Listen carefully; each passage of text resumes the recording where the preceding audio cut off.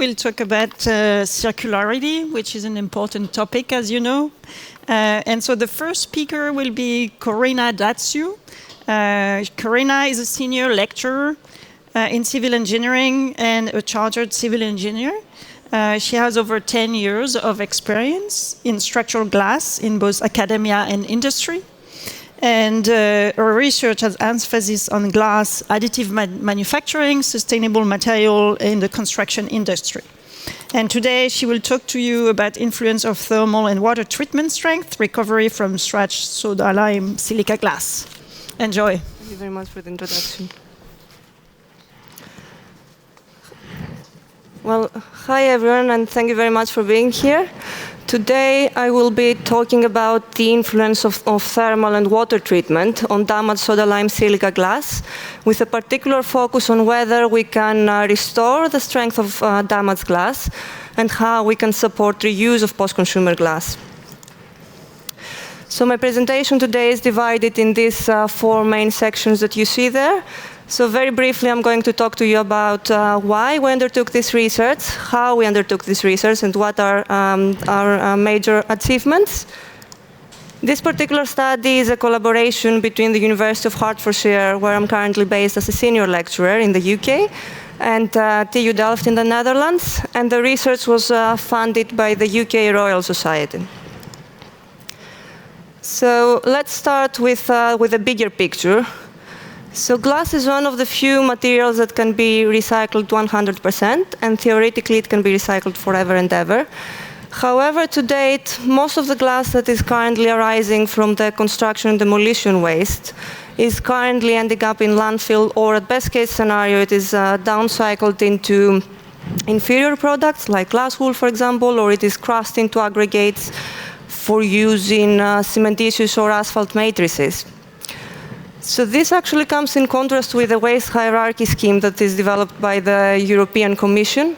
So according to this scheme, we have 5 waste management strategies in very basic principles that are ranked. So essentially, the preferred approach is prevention, obviously. The last resort is disposal, and in between we have reuse and recycling, with reuse actually sitting higher than recycling. With this particular study today, we're trying to support reuse of post-consumer glass, but currently reuse to date is quite limited, although we saw some interesting studies today. So what are the major challenges for glass reuse? So the major challenges for glass reuse when we're talking about insulated glazing units is, first of all, their short lifespan. And this creates complications with regards to their performance and any associated warranties. But even if we're talking about individual components of an IGU, for example, individual glass panes, we're still facing challenges. And the major challenge is disassembly, because the process is typically quite labor-intensive. Apart from that, there is also a general reluctance for accepting post-consumer glass, although we can see that this is slowly starting to change, which is very encouraging. And this is related with regards with concerns with regards to its optical quality and its mechanical performance. And with this particular study today, this is what we're trying to address. So we're trying to develop efficient repair strategies to support reuse of post-consumer glass. I'm not sure if you attended Miriam's presentation this morning, but it is quite encouraging to see that there is actually a strong interest in this area. And our results are actually in line and they're complementing each other. So now let's move on to how we went about for investigating this. Let's start with the materials, first of all. For this particular study, we used new annealed soda lime silica glass with a thickness of 3 millimeters. This was provided in large sheet form that we cut in smaller pieces with a water jet cutter. Square shapes, as you can see there, with an edge length of 160 millimeters. We used UV light to determine between the air and the thin side of the glass, and we could consistently tested the air side. And this is an overview of the series that we actually tested. So as you can see, we had 5 series with 20 samples per series. The first one was as received, so essentially glass that did not receive any artificial aging nor any repair strategy. The second series was scratched glass, so glass that has been scratched in a consistent manner and left unrepaired. And the last 3 series involved glass that has been artificially aged, but then we attempted to repair it with different treatment scenarios that I'm going to talk you through in a little bit. So how did we actually do the artificial aging? So we used a custom-made scratching device that you can see on the image right there. This comprises a platform, and the platform supports an identer. On top of the identer, we have another platform where we can place weights on top to vary the severity of the scratch that we're introducing. And the identer tip is essentially a tungsten carbide 90-degree tip with a radius of 120 micrometers. As I mentioned before, we scratched the air side of the glass, and we kept it consistent across all different series. And this is a typical micrograph of the scratch that we introduced with a weight of 1 kg. So as you can see, the damage that we inflicted is actually quite severe. Now let's move on to the repair strategies that we tested. The first 2 series out of the 3 that we repaired consisted of thermal treatment. So essentially, we laid the scratch samples on the bottom of a large-scale furnace at the facilities at TU Delft. The air side, which is the side that received the artificial aging, was facing upwards to prevent any interaction with the refractory material at the bottom of the furnace. And these are the temperature profiles that we used for the 2 series. As you can see, we followed a fairly slow heating rate and a fairly slow cooling rate. The reason for that was to prevent any thermal shock to the glass and any residual stresses from being locked within the glass. And the holding duration, so basically the duration at the maximum temperature, was 3 hours in both cases. So the only thing that really changed was, in fact, the maximum temperature. So in the first case, HT 300, as the name implies, we used a temperature of 300 degrees C. In the second case, we used a temperature of 500 degrees C, so slightly below the transition temperature of the glass. Now, the last series that we attempted to repair received a combination of water and thermal treatment. So before heat treatment, the samples were submerged into a heated water tank that you see there at the bottom of the slide. So we had the temperature controller. So we set the temperature to the maximum available temperature, which was 70 degrees C. The samples stayed there for about a day until we reached the maximum temperature, and then they stayed at the maximum temperature for an additional day. Then the water was removed, the samples were removed, and then placed into the furnace straight away, and we followed the temperature profile for HT 500. So essentially, we treated the samples for 3 hours at 500 degrees C. Now, how did we evaluate our results? So we used a two-step procedure. So the first step comprised digital microscopy in order to qualitatively assess the severity of the scratch before and after aging, and before and after repair, sorry. And we actually did that for representative samples. And then the second step involved quantitative destructive characterization. So in this case, we used a coaxial double ring setup with the dimensions for the loading and the support ring that you see right there. Then we converted the failure load to failure stress. Then the failure stress was converted to an equivalent failure stress of 60 seconds to account for any influence of any varying influence of subcritical crack growth, because we had specimens that were failing at different durations. And then the data were statistically analyzed and fitted in a 2-parameter Weibull distribution. Now let's move on to the interesting bit of this study, to the results. So these are the micrographs that we obtained from digital microscopy. Here you can see two representative samples from the scratched and unrepaired series. You can see that these two scratches, they belong to the microcracking regime. So essentially, these are associated with severe scratches that are associated with radial and median cracks, and lateral cracks that are also extending all the way to the surface of the glass. These are two representative examples from the heat treated at 300 degrees C. As you can tell, there is no big improvement compared to the scratched and done repair. Perhaps there is some rounding of the radial cracks, but nothing more than that. But what is noteworthy here is that when we heat treated the samples to 500 degrees C, you can see that there is a significant improvement compared to the scratched and unrepaired series. So you can see that a significant percentage of the lateral cracks, they have actually disappeared.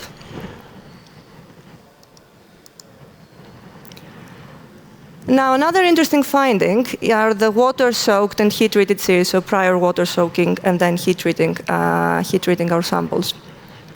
So in this case, you can see that rather than achieving a beneficial outcome, we actually achieved a worse outcome compared to the scratched and unrepaired series.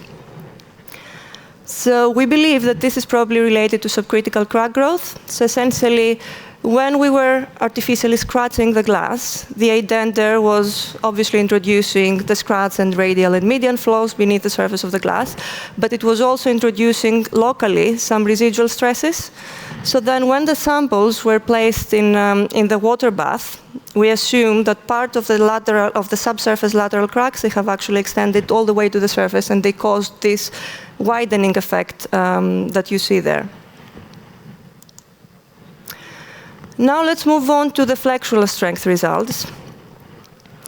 In the next few slides, we are going to see quite a few of these plots. So essentially, we're looking at the cumulative distribution functions here. So on the horizontal axis, we have the failure stress. On the vertical axis, we have the probability of failure. So essentially, how likely is our sample to break at a particular stress level. The dots that you see there represent the individual samples that we tested, and the continuous line is the cumulative distribution function after the Weibull statistics. On this particular slide, we can compare the performance of the scratched in gray versus the as received in green. And then looking at low probabilities of failure that are normally used in engineering design, you can see that there is approximately 20% reduction between the as received and the scratched glass, which is pretty much what we anticipated.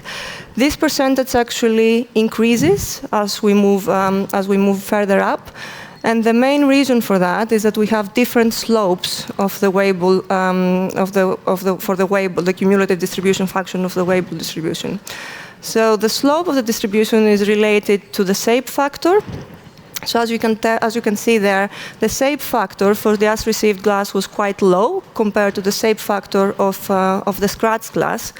The main reason for that is that we have a larger variability in the data. So the scratched glass was all scratched in a fairly consistent manner. So we had little variability, so the coefficient of variation was quite low. In the as received glass, we had a larger variability that actually resulted in the slope of the distribution. Now let's see how effective thermal treatment was. So in this case, we are comparing the two heat-treated series with the scratch series.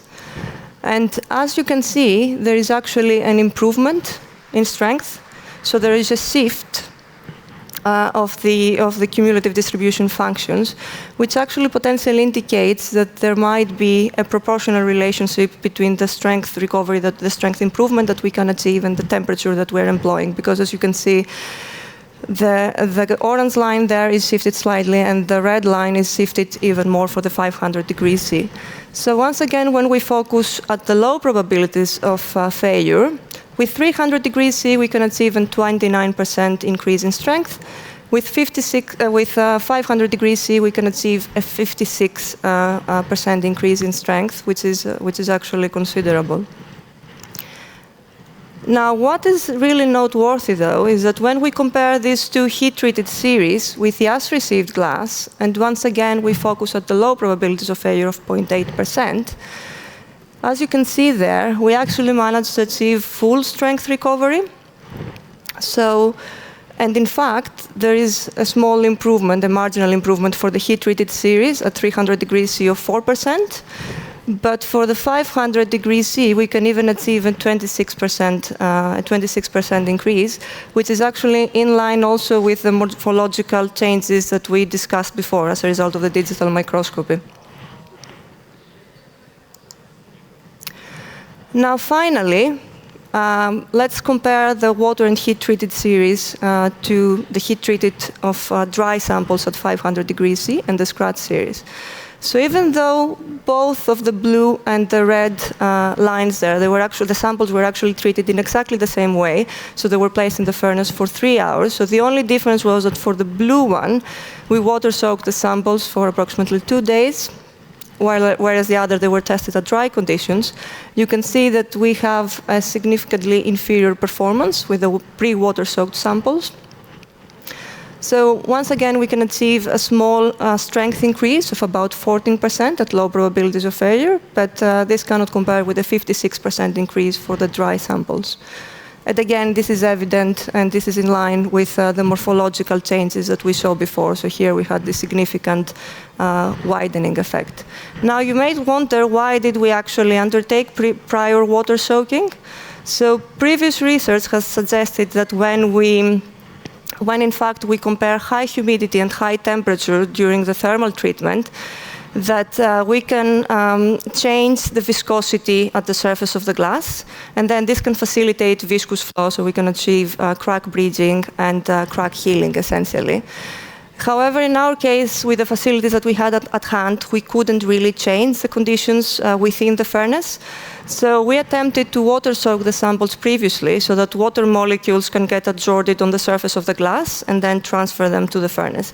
However, in this case, it seems that any possible beneficial effect with lowering the viscosity was actually counterbalanced with subcritical crack growth, and eventually it led to this inferior performance that you see here. So now let's take a step back. So as far as we've seen today, thermal treatment is actually a promising method that we can use for improving the mechanical performance of damaged glass.